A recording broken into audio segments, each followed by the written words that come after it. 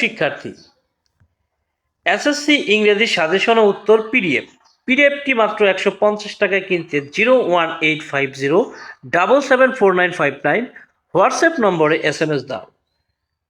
01850 বিকাশ বা নগদ পার্সোনাল অ্যাকাউন্টে 150 টাকা পাঠানোর পর সাজেশন হোয়াটসঅ্যাপে পাঠানো হবে। 5 থেকে 7 দিন পরে ইংরেজি পাশ করতে পারবে ইনশাআল্লাহ। এসএসসি ইংরেজি সাজেশন ও উত্তর ভিডিও ক্লাস দেখতে নিচের কিউআর কোডটি স্ক্যান করো। বিসমিল্লাহির রহমানির রহিম। আসসালামু আলাইকুম রহমতুল্লাহ। কেমন আছো তোমরা? আশা করি অনেক ভালো আছো। আমিও মহান আল্লাহ পাকের রহমতে অনেক ভালো আছি, আলহামদুলিল্লাহ। তো আজকে আমি তোমাদের জন্য হাজির হয়েছি, তোমরা যারা এসএসসি পরীক্ষার্থী 2025 রয়েছে তাদের জন্য।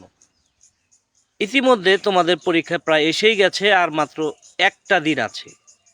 অর্থাৎ আজকে এই ভিডিওটা আমি তৈরি করতেছি, আজকে হচ্ছে 8 তারিখ। আগামীকালকের দিনটাই শুধু তোমাদের জন্য আছে, অর্থাৎ 9 তারিখের পরে 10 তারিখে তো তোমাদের পরীক্ষাই। তো এই মুহূর্তে তোমাদের জন্য আমি হাজির হয়েছি শেষ মুহূর্তের প্রস্তুতির জন্য 100% কমন শর্ট সাজেশন নিয়ে। এই সাজেশনটা নির্দিষ্ট কোনো বোর্ডের জন্য না, এটা সকল বোর্ডের জন্যই। তো আমি আশা করছি যে তুমি এই ভিডিওটা শুরু থেকে একদম শেষ পর্যন্ত কন্টিনিউ করবে। যারা আমার চ্যানেলটা এখনও সাবস্ক্রাইব করো নাই তারা দ্রুত সাবস্ক্রাইব করে দাও, আর যারা করেছো তাদেরকে অসংখ্য ধন্যবাদ। আমাদের ফেসবুক পেজের নাম হচ্ছে রাফি এডুকেশন। এখনও যদি তুমি আমাদের ফেসবুক পেজটা ফলো দিয়ে না থাকো তাহলে এখনই ফলো দিয়ে নাও। ওকে, চলে যাচ্ছি মূল আলোচনায়।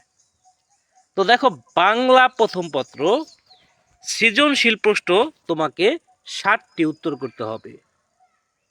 টোটাল 11টি সৃজনশীল থাকবে, এর মধ্যে তোমাকে 60টি উত্তর করতে হবে। 7 10 70। আর নৈবর্তিক প্রশ্ন 30টি আসবে, 30টি তোমাকে উত্তর করতে হবে। 30টি নৈবর্তিকে হচ্ছে কত? 30। তো এই টোটালি 100 মার্কসের পরীক্ষা হচ্ছে তোমাদের।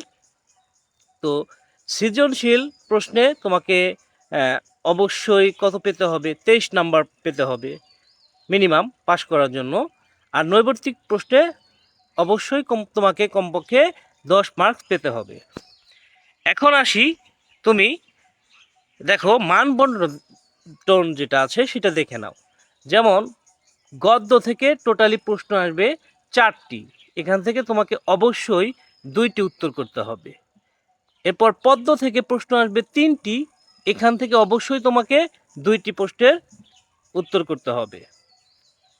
এবং উপন্যাস থেকে আসবে 2টি, এখান থেকে তোমাকে 1টি প্রশ্নের উত্তর করতে হবে। ফাইনালি নাটক থেকে আসবে 2টি, এখান থেকে তোমাকে 1টি প্রশ্নের উত্তর করতে হবে। তো দেখো, গদ্য থেকে যদি তুমি 2টি উত্তর করো এবং পদ্য থেকে 2টি উত্তর করো তাহলে হলো 4টি, উপন্যাস থেকে 1টি 5টি, নাটক থেকে 1টি 6টি। তো তোমাকে তো উত্তর করতে হবে টোটালি 60টি।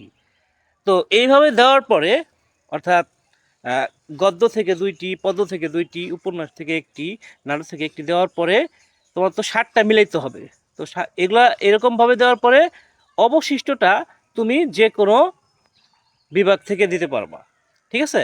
অর্থাৎ এইভাবে দেওয়ার পরে যদি তুমি বলো যে আমি গদ্য থেকে আরেকটা দেবো তাহলেও চলবে, যদি বলো যে পদ্য থেকেও আরেকটা দেবো তাহলেও চলবে। ওকে ওকে, এবার দেখো তুমি কিভাবে পড়ে গেলে অবশ্যই কমন পেয়ে যাবে। তো ইতিমধ্যে তো তোমরা অবশ্যই পড়ে ফেলেছো সব কিছু। এখন তারপর শেষ মুহূর্তে আমি বলতেছি, যদি তুমি এইগুলো না দেখে থাকো তাহলে অবশ্যই দেখে নিবা। যেমন এখানে 3টি কমন পাবা ইনশাল্লাহ যদি এইগুলো পড়ে যাও। যেমন শিক্ষা ও মনুষ্যত্ব, এটা বোল্ড করা আছে এখানে, তো এটা পড়ে যাবা। এরপর দেখো যে বই পড়া, এই বই পড়াটা অবশ্যই তোমাদের যদি পড়া না হয়ে থাকে, হ্যাঁ, বা রিভিশন দেওয়া এখনও যদি বাকি থাকে তাহলে অবশ্যই এটা দেখে যাবা।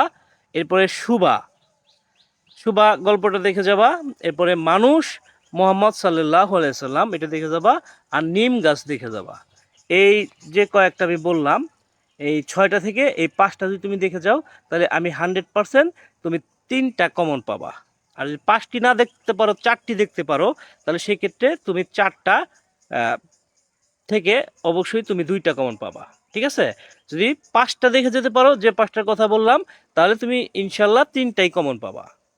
আর যদি তুমি 4টা পড়ে যেতে পারো এখান থেকে, যে কোনো এই দাগানোগুলোর মধ্যে আমি যেগুলো বোল্ড করে দিয়েছি, তো এইগুলো থেকে তুমি দেখে যেতে পারো, তাহলে অবশ্যই ইনশাল্লাহ 4টা থেকে 2টা কমন আসবে। আচ্ছা, এবার দেখো যে পদ্মে চলে আসি, এখান থেকে তুমি কিভাবে 3টা কমন পাবা। ঠিক আছে, এখানে দেখো বোল্ড করা রাখছি কি, মানুষ। মানুষ যে কবিতাটি আছে এটা দেখে যাবা, তারপরে আমার পরিচয় এটা দেখে যাবা, জীবন সঙ্গীত দেখে যাবা, জীবন সঙ্গীত, আর কপোতাক্ষ দেখা যাবা। এই 4টা থেকে ইনশাল্লাহ 3টা তোমার কমন চলে আসবে ইনশাল্লাহ। হ্যাঁ, অন্তত 2টা যে কমন আসবে সেটা তুমি 100% শিওর থাকো, এই 4টা যদি দেখে যেতে পারো। ঠিক আছে, এরপর আছে কি উপন্যাস বা নাটক। আসি উপন্যাস আর নাটকে। এটা উপন্যাস যেহেতু একটাই, এটা তোমাকে পড়া বাধ্যতামূলক। নাটক যেহেতু একটাই, এজন্য এটা পড়া বাধ্যতামূলক। উপন্যাস থেকে 2টি আসবে, একটি অ্যান্সার করবা। নাটক থেকে 2টি আসবে, একটি অ্যান্সার করবা। ঠিক আছে, এবার আসি নৈবর্তিক প্রশ্ন।